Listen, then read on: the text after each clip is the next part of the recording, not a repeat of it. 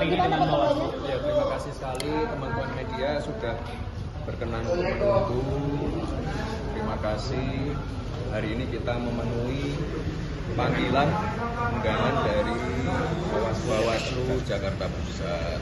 Sudah kami jelaskan di dalam bahwa kegiatan 3 Desember lalu di Car Free Day Jakarta tidak ada sama sekali kegiatan partai politik. Ya, itu aja.